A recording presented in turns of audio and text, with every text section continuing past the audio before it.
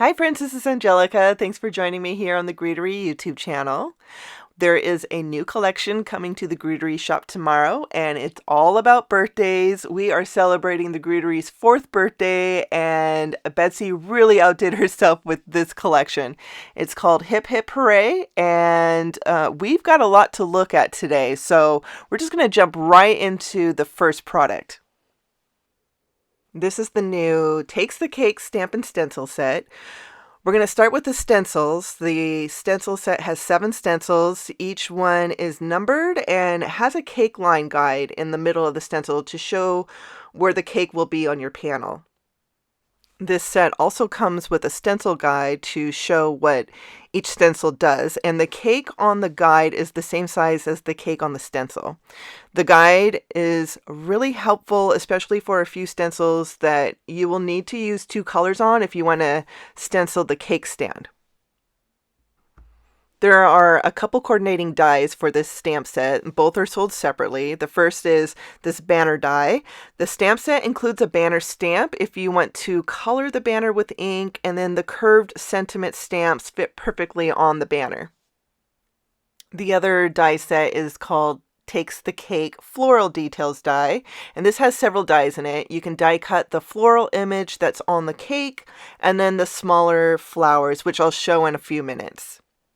So now let's stencil a cake.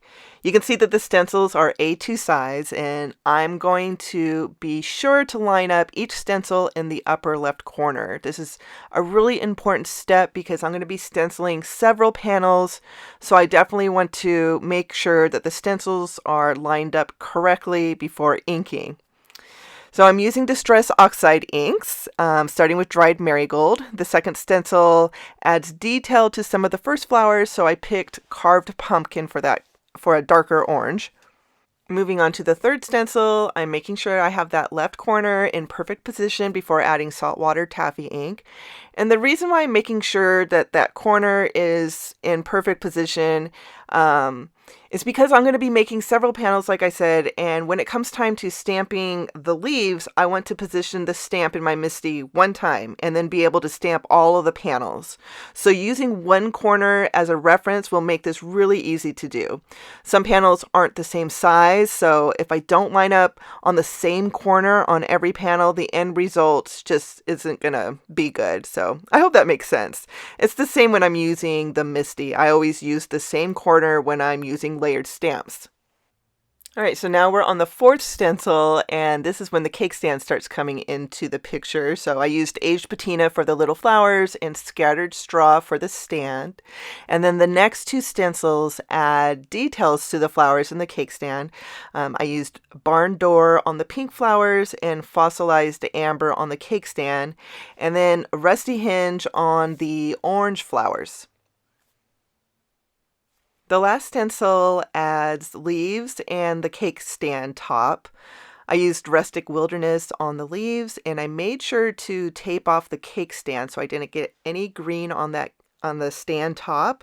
And then I moved the tape over the leaves before adding fossilized amber to the cake stand.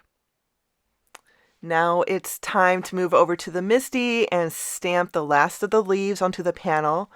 I've already lined up and stamped my first panel with Pink Fresh Studio Grassy Knoll ink, and I'm going to show how easy it is to stamp my last 2 panels at once.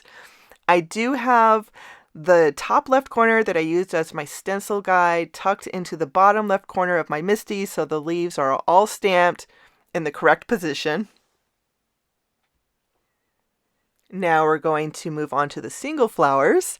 I die cut a panel first with the dies, and then I lined up the stamps in my MISTI. I'm not going to show all of the stamping since this did take me a while to do. I love stamping with oxide inks because you can get really crisp images, but it does take a few times stamping for that crisp image. So I did switch over to dye inks for the small flowers and leaves. The banner I die cut out of white cardstock before stamping it. I'm going to stamp it with Tattered Rose Distress Oxide ink, and I'm also going to use Victorian Velvet on the edges for a bit of shading. If you're using a dye ink, I would give your image a few minutes to dry before stamping the sentiment. Letting the ink dry will keep that sentiment ink from bleeding into the banner ink.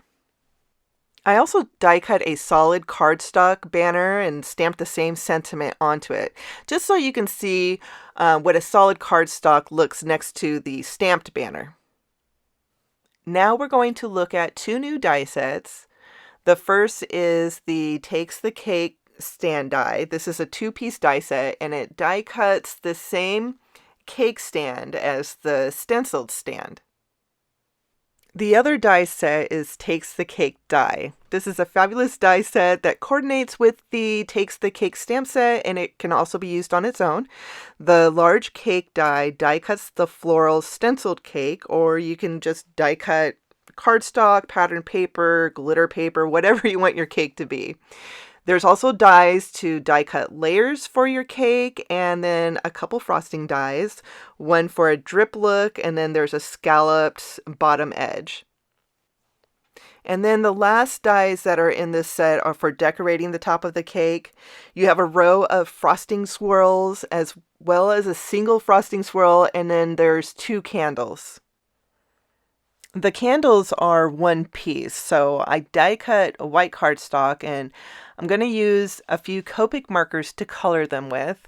I picked BG53 for the first candle and RV11 for the second candle. And these are going to match the cakes that I'm going to show at the end of this video. And for the wicks, I used E77, and I just did a quick swipe on each side of the wick, and then the flame I colored with Y23. Now let's take a look at the new sparkler background stamp. I'm going to stamp a couple backgrounds on screen, and I picked pretty bold colors so you can really see how gorgeous this stamp is. The first background is stamped with Tailored Expressions Jelly Donut ink onto lavender glazed cardstock, and the second background was stamped with Concord and 9th Oceanside ink onto Aqua Sky cardstock. I also stamped a more subtle background using pineapple ink on white cardstock. And of course, I had to stamp a dark background, so I stamped VersaFine Claire Nocturne ink onto poppy seed cardstock, and this was by far my favorite background out of this bunch. Now we are going to assemble a couple cards. So I'm going to start with this first card. I have a background that I stamped the sparkler background stamp with. I used pink champagne, ballet slipper ink. I used ballet slipper ink, and then the cake stand I die cut with yellow cardstock. I used thin foam squares to add the floral cake, and then some more thin foam squares to add the banner. I topped the cake with a row of frosting swirls, and then I glued separate ones on top of the row, and I tucked the candles that I colored with the Copic markers behind the frosting swirls to finish this card. I used my favorite sparkler background for this next card. I did make a pink cake out of solid pink cardstock, and then I topped it with specialty paper I'd picked up at a store probably 4 years ago. I don't even know what this paper is named. It's beautiful, shiny, shimmery, textured. I thought it would be perfect for frosting. I finished with a banner, and then those stamped single flowers I just decorated around the banner and then topped the cake with the candles. My next card features the new Twinkling hot foil plate, which I used to make a gold twinkle background on white cardstock. So I heated up the foil plate, added the foil and the cardstock, ran it through my die cut machine, and I got this beautiful strip of twinkling background.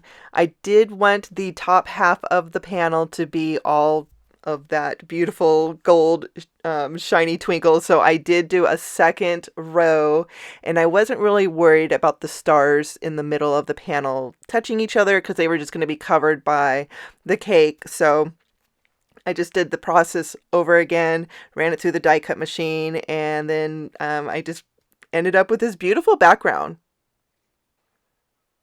I pulled out this gorgeous gold chunky glitter paper that I've been hanging on to for 4+ years.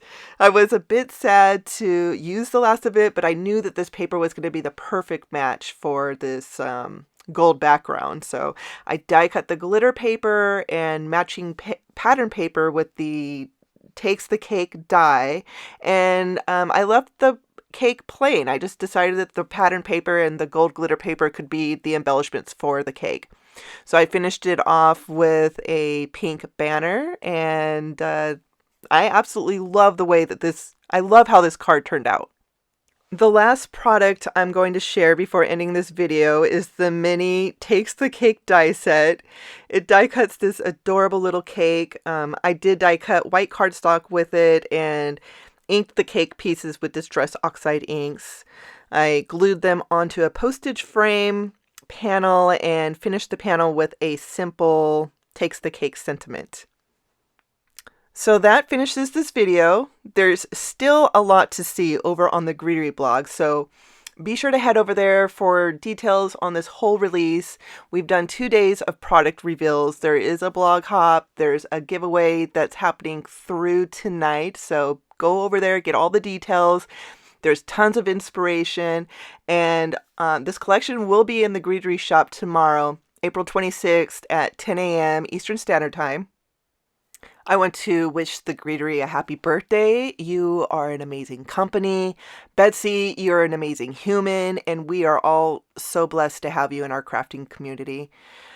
That's all that I have for today. Take care, friends.